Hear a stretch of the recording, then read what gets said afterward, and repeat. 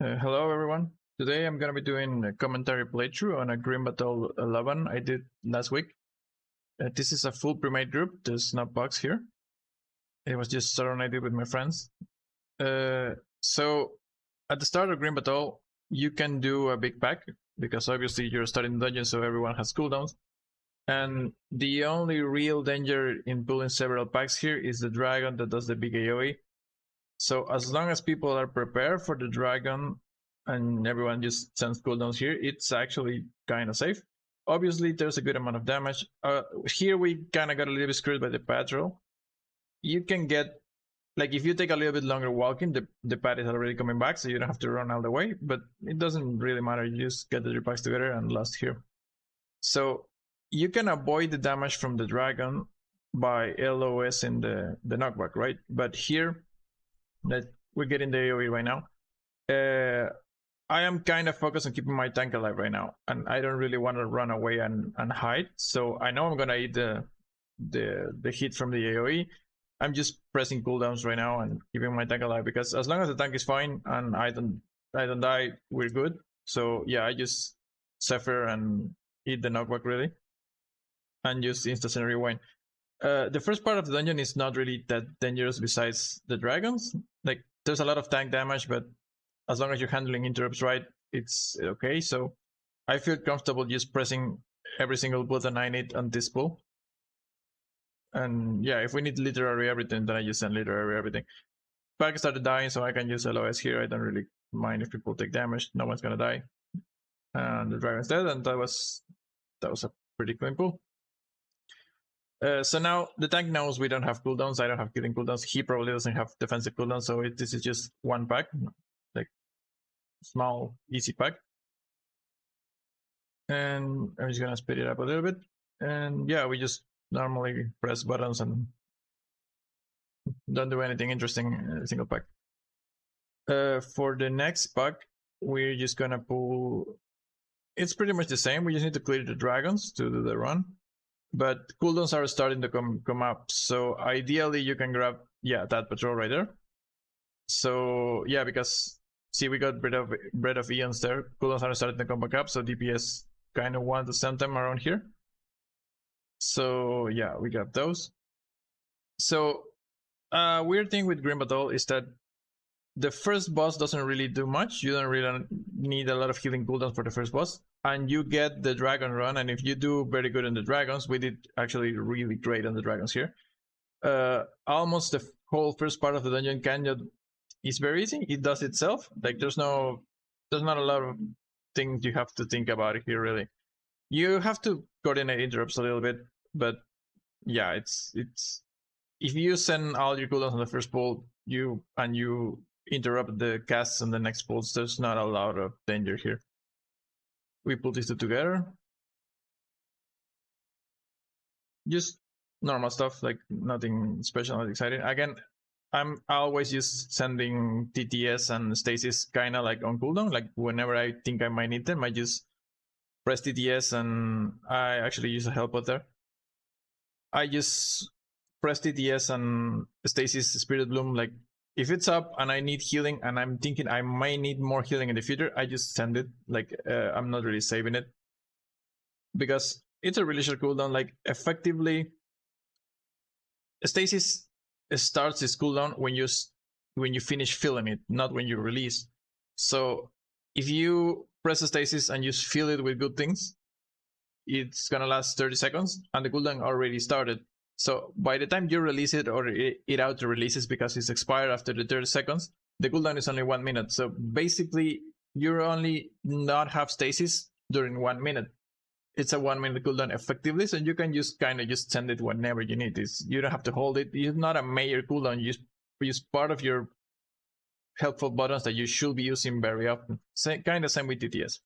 So the first boss does one thing that you have to keep in mind as a healer, which is the roar. Like,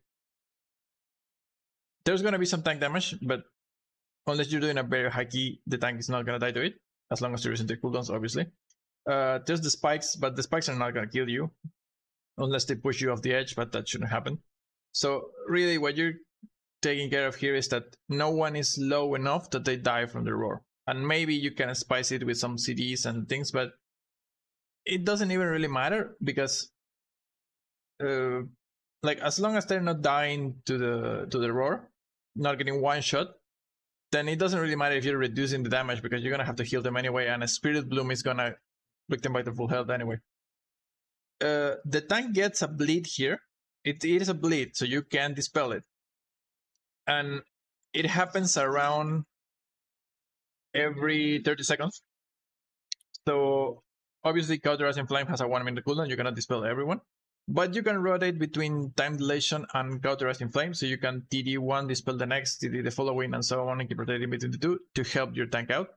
And as long as you send them as soon as it happens, you're always gonna have one of the two for the mechanic. So yeah, use healing the roar and use moving around. Here we got really bad RNG in that most of the spikes we were pushing against this corner. If you get that, you gotta try to drop them outside because you're gonna keep getting dragons, and if you completely feel the lane where you had to stand, then you're kind of screwed. So try to play around on if you get bad RNG, but yeah, the boss doesn't really do much. Like you just gotta heal people after the roar, and that's basically it.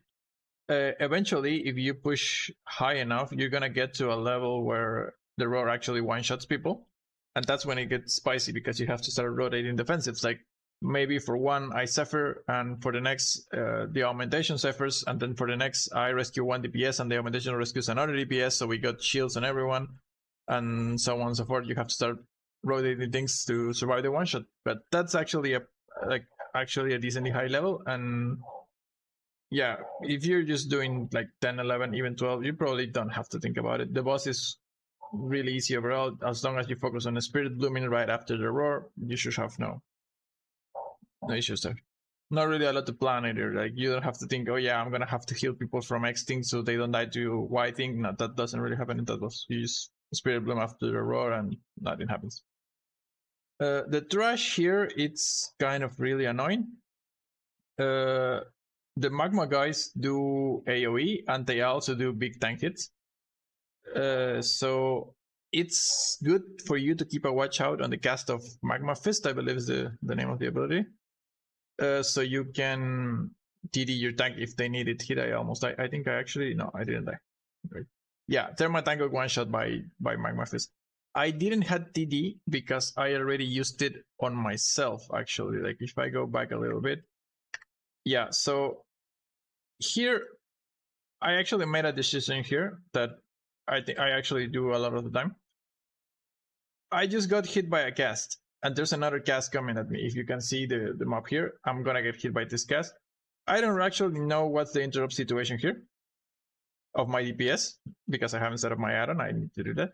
I actually have my own interrupt, but I like considering I could have interrupted this. This is kind of a misplay, but I didn't see my interrupt. I saw that I had the up and that I was gonna get hit by this cast. So I don't really have anything to heal me right now in between now and when this cast finishes, and this is pretty much gonna kill me. I'm really scared that this is gonna kill me, so I just TD myself, and the cast goes off, and I don't reversion myself right there because I know it's gonna hit me and I know I'm not gonna die because I have TD. Otherwise, I would have tried to hit me with a golden hour to avoid that, but I have TD, so I'm not gonna die. So I just let it hit me and then TD afterwards to also consider that hitting the TD. So TD saved me, but I also kind of didn't have it for my tank, so he died. I probably wouldn't have used it on the tank anyway because I wasn't expecting the fist to kill him. Again, I'm not checking his cooldown, so I didn't know what he had up. And obviously he wasn't expecting it either. But the good play would have been for me to interrupt the cast instead of TDing myself. But what I ended up doing kept me alive, so it definitely have been worse. We got a good battle rester, and I managed to save the decay from dying. Tank got aggro back, and we pretty much fixed it pretty well. And we learned that we have to be careful with lava fists in the future. So yeah, that's not gonna happen again.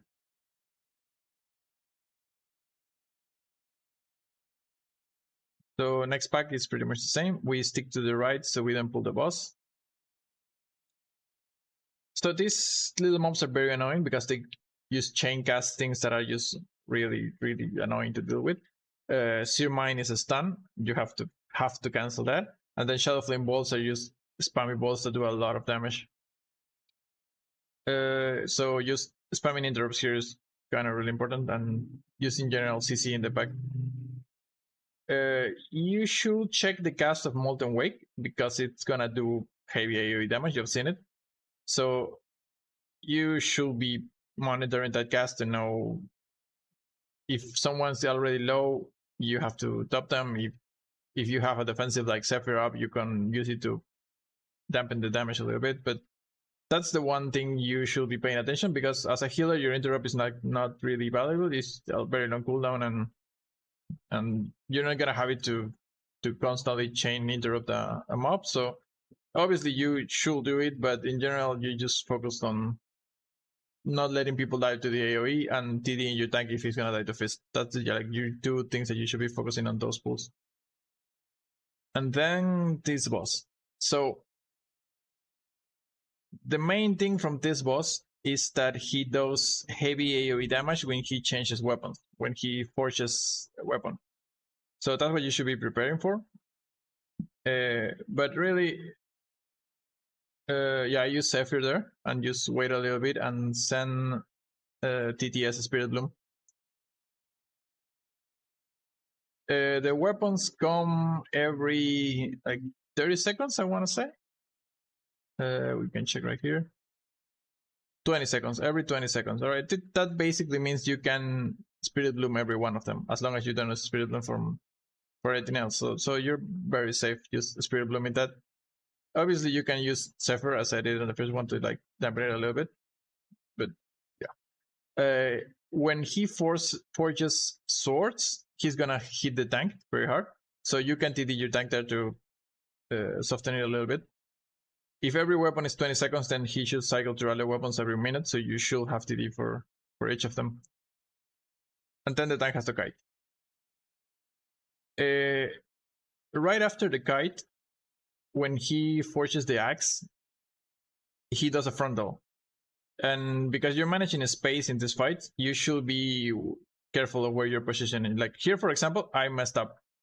Like I was standing, the frontal, the fire clip was gonna come here, and we really want the frontal to go backwards to where we're coming from, because if you go the other way, we're gonna block a lot of the party we need. So we should be on this side. I misplayed badly because I didn't notice that it was coming, and I blinked to my tank. If I got targeted here, that was really bad, but we got lucky and he turned around and targeted one of the DPS, so that's great. And then for sure, swords coming back up.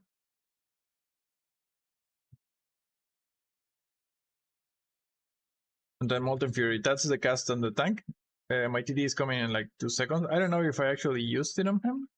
Yeah, I joined on him as soon as it comes up. So yeah, just TD your tank on Molten Fury. It should be out for everyone.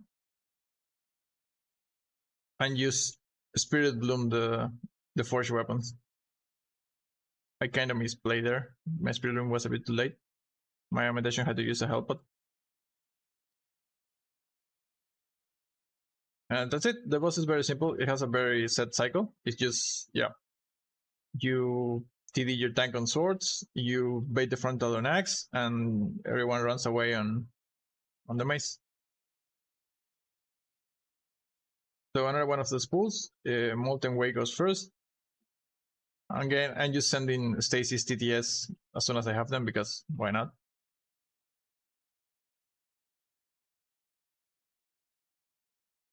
Like if I just insta fill it and the pack takes 45 seconds, then I'm just gonna have Stasis again in 45 more seconds, so it should be out for the next pull.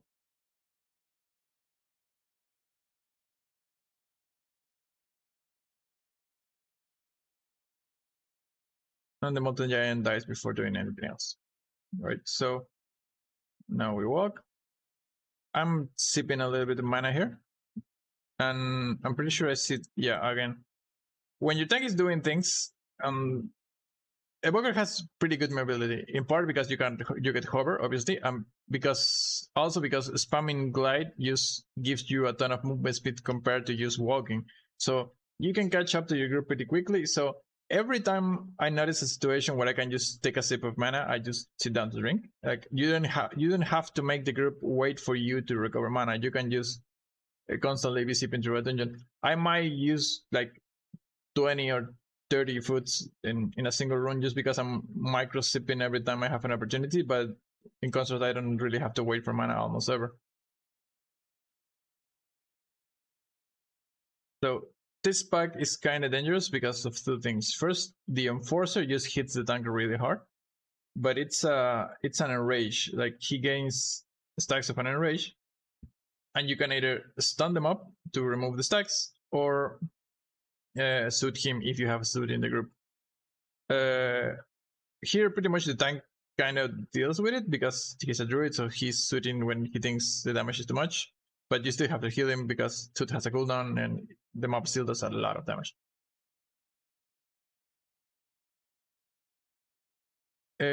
You can, as an evoker, you can suit with overall, but it's not great here because the strength of overall is just suiting AoE, like several mobs at the same time, but it has a longer cooldown. And here you kind of need constant single target suits, so it's pretty bad for here. Like I don't even think that you should run it, even if you're the only suit in the group. It's not really worth it. But if you have a hunter or a druid or whatever, then that can be your suit. If you're pugging, it's very likely that you're just not gonna press it, but whatever. So here you get the warlocks, and the warlocks do the healing absorb, which is huge and takes a lot of healing to take up. And your only real tool to deal with it, that it's not just healing it off, it's Cauterizing Flame, which is not ideal. However, in this group, I have 2 Cauterizing Flames, and I also have a Curse Dispel from my tank. So we deal with it pretty well because, yeah, we got 2 1-minute dispels and one with like 50 seconds cooldown, right? So as long as you have certain amount of Curse Dispels, you're fine. Like, it doesn't have to be ideal. Like, just having 2 evokers is pretty good because you can dispel the more dangerous ones. And if you have a druid or a mage or a DPS shaman in the group, they can just be constantly dispelling them all. So Cauterizing Flame helps a lot, but you have to be a little bit mindful of it, because if you just insta send it on the first course, then it's kind of a waste because it has a long cooldown. You kind of want to send it when you know it's going to be dangerous, when you know that person is going to need healing and they cannot wait for you to heal the shield off. Like, for example, here, it didn't make sense for me to dispel that curse off me because there was nothing dangerous happen. I could just heal it off or just waited for it to go away. But then when we go into this pool, if someone gets the curse right now, that will be good for me to dispel because this pack does a lot of damage. There's a lot of cast going off. And yes, see, there I dispel the decay because, again, this pack is just casting things all around. And if I cannot heal someone, that someone is in danger. So yeah, try to not waste it. Try to things for good situations to use it. Don't just send it on cooldown because the debuff is up. So these packs actually do a lot of damage. They're pretty dangerous. Like, yeah, you can see that we're getting spammed by the healing absorbs. And if you check there, that's necessarily what I was talking about. Like, the augmentation got hit by the healing absorb, and then right after got hit by a cast. So now he's at 1/3 health, and we don't have a good way to dispel this. So my tank is kind of helping me here because he has a shorter cooldown spell, so he can get this probably. But if it wasn't for that, I would have to do something because he's about to get another hit, another cast to the face. I could have probably interrupted that one if someone else didn't got it, but he's gonna die. Like, unless I don't have TD, I actually don't have anything. Like, he's gonna die. If this cast doesn't get interrupted or my tank dispels him, he's gonna die. But the cast got interrupted and it got dispelled, so we're fine. So that's kind of the situation I was talking about.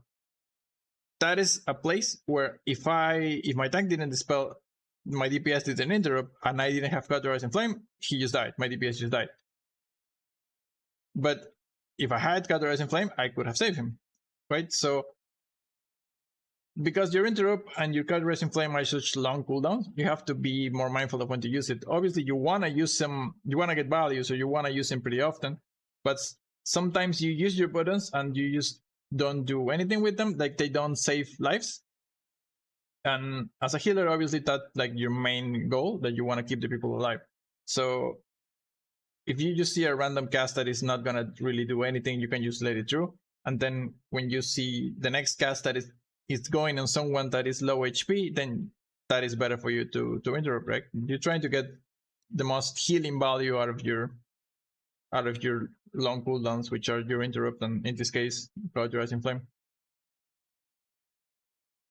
So again, these packs do a lot of damage, and I wouldn't recommend trying to do this without certain amount of curse spells.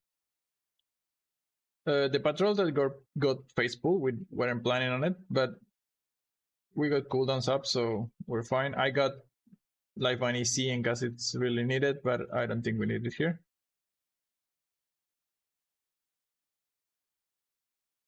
That was kind of a bad situation. I got 3 curses there and not really good way to kill them, so I'm just kind of spamming Chrono Flame on people. That is really bad, but I mean, that's what you gotta do if I have absolutely nothing else. Rewind came up, so insta-send. And then the Lavabenders really do the ticking damage. I'm gonna talk a little bit more in the next pack when there's 2 of them.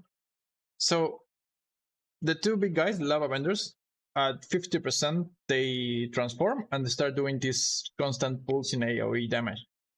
The easiest way to deal with that is just to single target one of them at a time, so you are only dealing with the healing from one of them at a time. But this also takes a lot of time. So if you can heal through both, it's the most efficient thing to just make you heal through both, because you're taking like half as much time of killing them. But it's a lot of damage, so sometimes you just cannot heal through both. But that is kind of a thing that you have to just try and just see if you can manage. So here I just take a little bit to recover mana, and I'm getting ready for Deadpool. So the ideal here is that your DPS don't DPS them evenly, like they transform one first and get that one down a little bit and then transform the other. That way you're not healing both of them at the same time for a very long time, which my group kind of did pretty well here, because one is at 50% and the other is just now transforming. So I'm gonna send my TTS stasis here, like usual. And yeah, one of them is already dead, so I didn't actually even need the stasis probably, but yeah, just to be safe, sending it.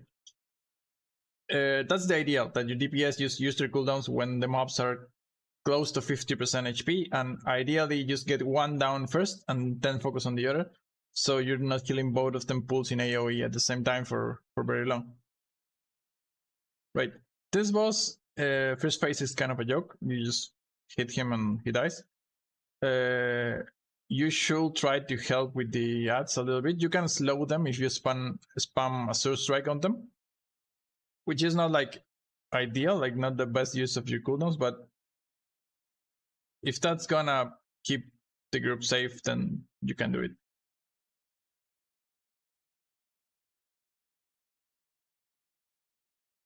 And then the second phase is actually kind of really scary. It's a boss that has pretty good chance to kill people. What you want to do is rotate around the room, so you can kind of stack the tornadoes close together so you don't run out of space. So you want to keep an eye on Twilight Buffet because it does a lot of damage. Obviously, you have to have the group somewhat top before it comes. You have to dodge the frontal, and you ideally want to help with the ads. Like you wanna, if your DPS are having trouble, you wanna slow them down or push them back so you give your DPS more space.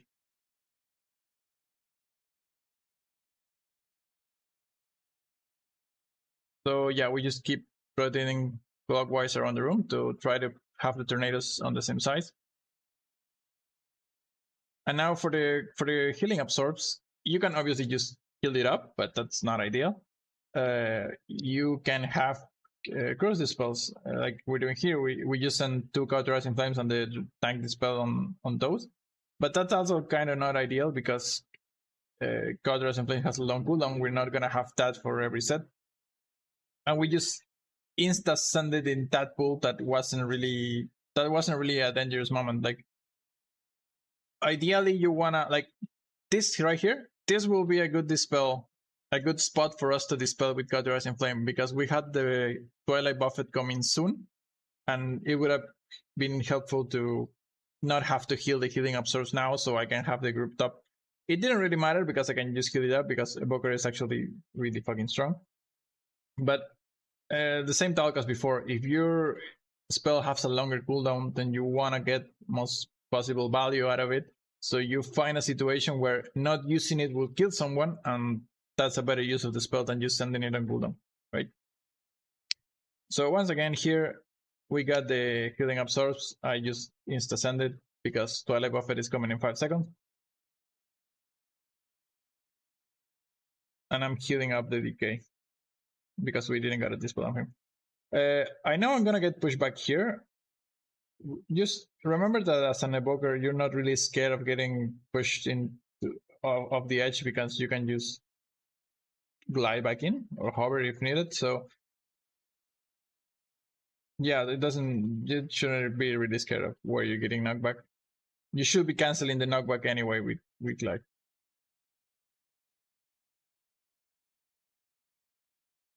That's a really annoying cast.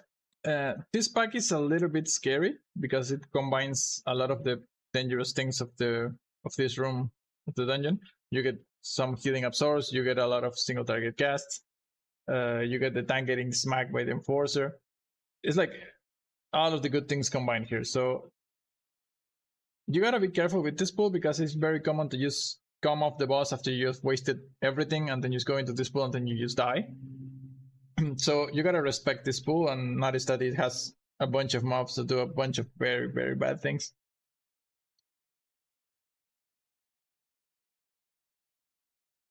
And there's one more dragon. The dragon, again, the only scary part of the dragon is really the knockback, and you can LOS the knockback, so that's good.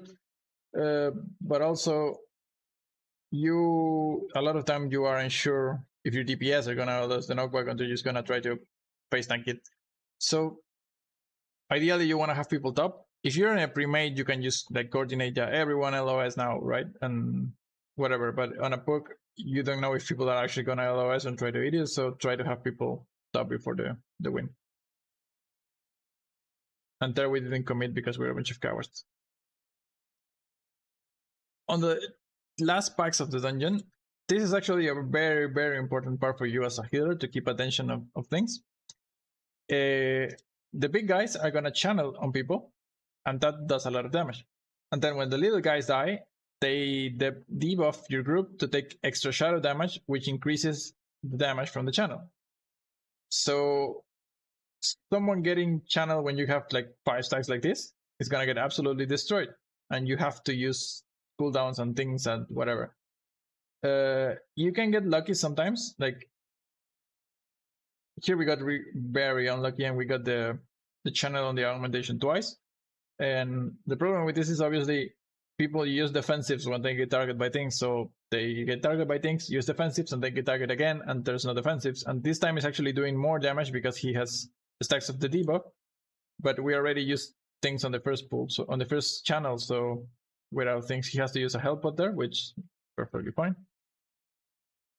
But again, you gotta be careful of when things are happening and what things are happening. The channel is very bad, and the channel after the ads die is even worse.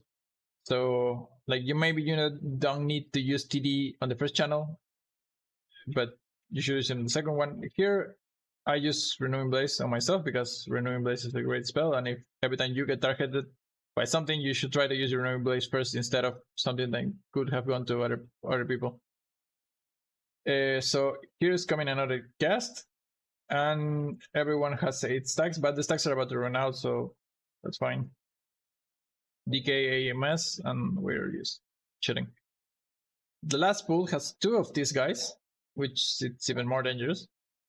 So again, ideally you want to go into this with DD up and rescue up so you can shield people, and DDS so you can send a quick Spirit Bloom in case it's an emergency. The Hunter can feint that it, which is just huge help. Then we get another on the DK. I just DD him.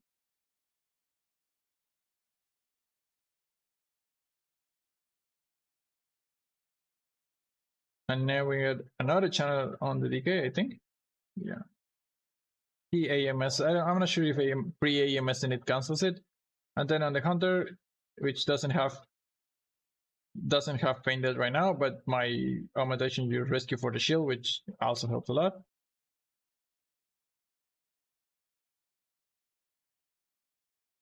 And that's all of the trash in the dungeon. Right. Now the last boss, it's a very annoying boss. It does a lot of weird mechanics. Like it's not really hard, but you have to be prepared for it. So you pull, and then he does Voice Search, right? Which is an AoE. I just insta Zephyr because why not? I am actually not sure how much damage it's gonna do because I haven't done this key on this level yet. This is my first time reaching it, so I don't know how hard Voice Search is gonna hit us. So I'm just gonna defensive here, just in case, right? So now we gotta run to the center of the circle, and I know once the circle finishes closing, we're gonna hit 2 people with the AoE, and we're gonna be taking damage, right? So I'm trying to pre-echo people here because I don't know who's gonna get it. So use everyone. And then when it comes out, I use Lifeline EC. It's important that you oversend cooldowns in this part because 2 people are going to get the debuff. You don't know which 2 people are. And there's a very high likelihood that they actually stack together a bit here. So they're going to take a couple of ticks of both circles at the same time. Unless they're already pre-spread, it's very likely that people just take more damage than needed. And you obviously want to keep them alive. So it's fine to send more than what is actually needed here because people are very likely to take more damage than the bare minimum. So I use an EC there. And then the ads come out. The Crush is a big tank hit that knocks them back. Normally tanks shouldn't have problem dealing with that, but you have to be... You should ideally be in certain level of communication with your tank so he can tell you if he needs TD to survive one. Once again, we have to walk to the circle. I think it's around here. I had echoes on the group there, but it was a little bit too early for me to use them on the AoE. So I sent a reversion, I sent a Dream Bread, and then I prepare echoes for these AoEs. And then I'm precasting a Spirit Bloom. So I got the circle and I'm casting my Spirit Bloom. I'm not gonna move. Like if I move here, someone else is gonna die because my Spirit Bloom is not gonna come out in time. So my DPS gotta move. It's kind of their problem. The Spirit Bloom is gonna come out and people are gonna be fine. Again, I'm oversending cooldowns here. I press rewind because it's fine. Like there's a lot of damage here. This is the important part of the fight that you have to heal. It's perfectly fine to send cooldowns here. Even if it's more than what is actually needed, like being safe is better. Obviously, as long as you don't just press absolutely everything and then have nothing for the next, right? Voice Search again, I can use Dream Bread. I was trying to up rank a Dream Bread to heal that one, but I started casting a little bit too early. So I had to cancel and recast. That's not ideal, but it worked out.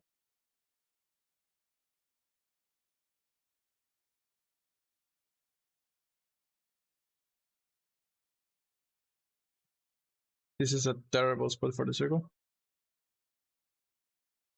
And there it goes. I'm pre-echoing and Spirit Bloom for the damage. Releasing my stasis. And now the tank is gonna get hit. I think he's gonna get pushed into a tentacle. Yeah, that's pretty funny.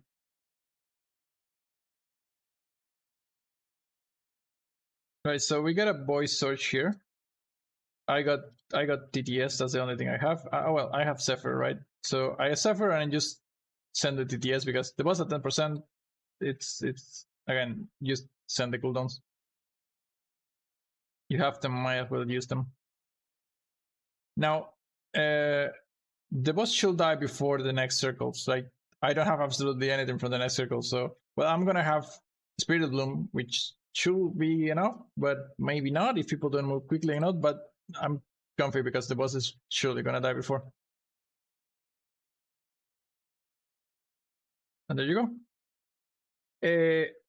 We hadn't actually done like Grim Batol at all before this. I think we did at 10. I'm not sure actually. This was like our first real Grim Batol with the full premade instead of just random pucks. It went pretty well because we each of us individually already knew what the bosses do and the mobs do and how we should go around the dungeon. And obviously we were on voice comms like trying to coordinate things right here and there. But this place is really, really annoying, and if your team isn't helping you, it's kind of doom. Like there's a lot of points where you need the team to help you, like be it with the spells or with suits or with just pressing their help button at the right time, because there's just a lot of damage going out, especially on the second half of the dungeon. Even just having your tank tell you when they need defensive is like really, really important. The dungeon is not hard. I don't think it's really hard, especially at this 10 or 11. It's just annoying. It's very annoying. So like there's not a lot of research you can do on like the bosses. They're very simple. The mechanics are very simple. They just hit really hard and do things that need your team to assist you. So yeah, that's it for Grim Batol. I hope this was useful. I hope you learned something. And I hope this was way better than my last video I did on this style. So that's it for today. Cheers.